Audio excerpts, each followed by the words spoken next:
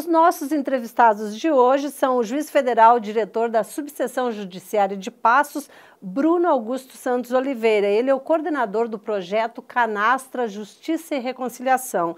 E o defensor público federal, Estevão Ferreira Couto. Bem-vindos ao Inteiro Teor. Já que nós vamos falar em Serra da Canastra, doutor Bruno, eu gostaria que o senhor situasse. Os problemas começam com a criação do parque na década de 70? Sim, os problemas começam com a criação do parque em 72. Esse parque foi criado com uma área de 200 mil hectares e começou a desocupação no regime militar na chamada parte alta, que é a chapada que tem o formato da canastra. Começou na forma de desocupação, que foi a forma do regime militar. Então, os registros que nós temos à época, primeiramente, é de que a indenização foi por títulos resgatáveis e até 20 anos, então as pessoas não receberam. A Polícia Federal da época e a Polícia do Exército chegaram ali, os relatos que nós temos era de tiro ao alvo em queijo canastra, fazendeiros que iam com a arma na boca até o curral e se perguntavam qual que era o melhor boi e iam executando os bois com tiro na cabeça do animal. Lá tem muito a tradição do curral de pedra e temos relatos também em que os militares simplesmente fecharam o curral e botaram fogo no gado vivo. Então, dessa forma foi feito, sem pagamento, e essas pessoas desceram para a parte de baixo, que seriam os restantes 130 mil hectares. E aí começou o problema. Agora, a questão dos habitantes. Para quem não conhece a Serra da Canastra, o senhor poderia nos falar, então, temos lá os canastreiros, que são os produtores do queijo canastra, que é famoso nacionalmente. Qual que é a situação dos canastreiros? Então, Vera, o queijo canastra é um patrimônio cultural da nação, né?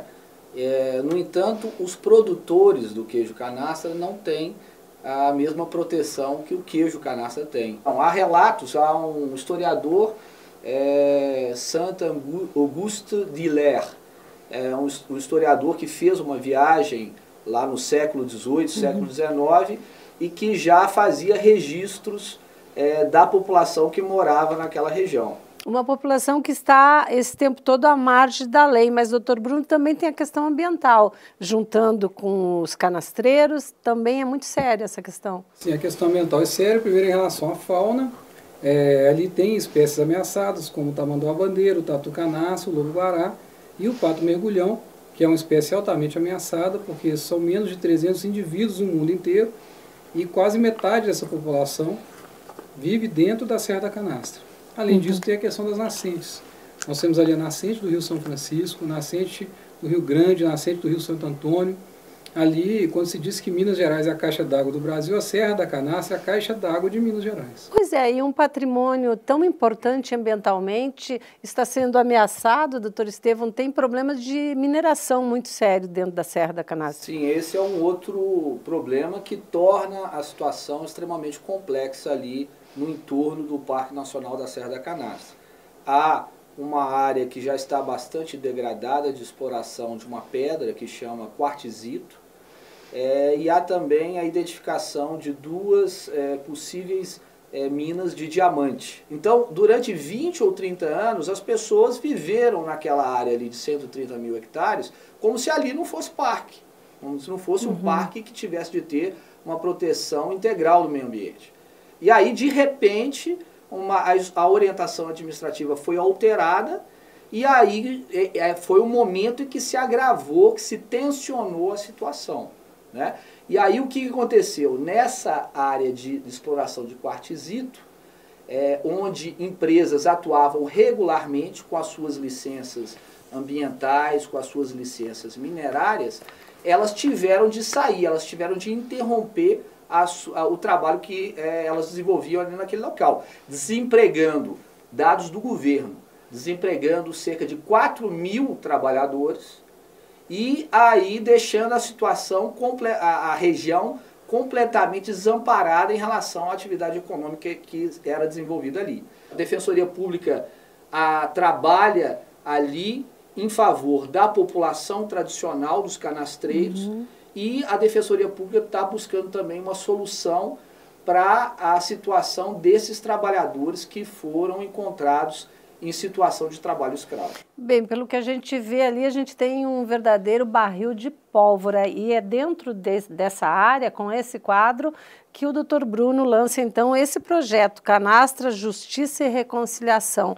Qual é a proposta e como está sendo desenvolvido esse projeto, doutor Bruno? O projeto, primeiramente, fiz uma avaliação, seguindo já esse passo a passo, da necessidade e da utilidade disso. Então eu entrei em contato com os relatores dos projetos de lei que tentavam tratar isso aí.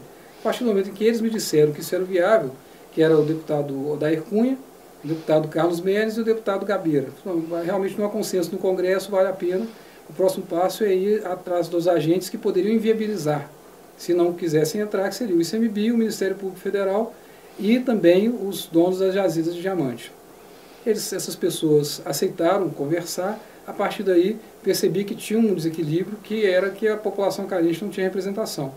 Então eu chamei a Defensoria Pública para estabelecer o equilíbrio formal e a partir daí começamos com conversas pontuais de acordo com as dificuldades. Agora, em agosto, a Justiça Federal e outros entes representados estiveram lá na Serra da Canastra. Como é que foi essa receptividade, esse contato com os canastreiros, com pessoas que vivem em regime de escravo? Como é que foi esse contato com a população dessa região? A situação de segurança, o ICMBio preocupado da questão de não ser um ato contra o parque, as pessoas com medo porque estavam ali sentados na mesa com a pessoa que dava multa para ele ali, então na verdade realmente era um barril de pólvora. Então a grande preocupação ali de início era humanizar o processo. Pensar bem, a questão ela é trabalhosa, mas ela não é difícil se houver boa vontade. Que é uma proposta, digamos, de uma nova visão da justiça brasileira, que é a conciliação.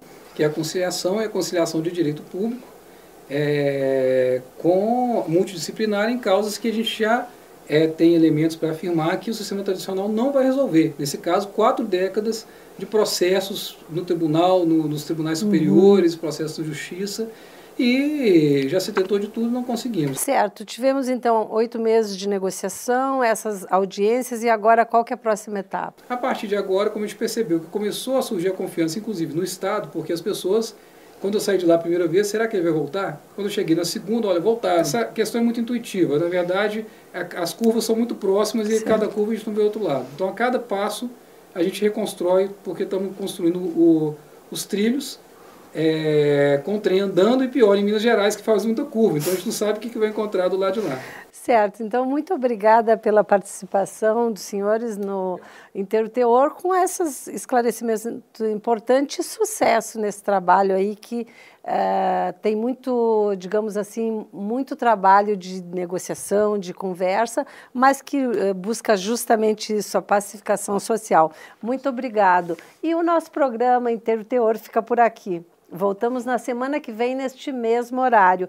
Participe do nosso programa enviando sugestões para o e-mail inteiroteor@trf1.jus.br. Confira também nosso programa no portal do Tribunal, trf1.jus.br.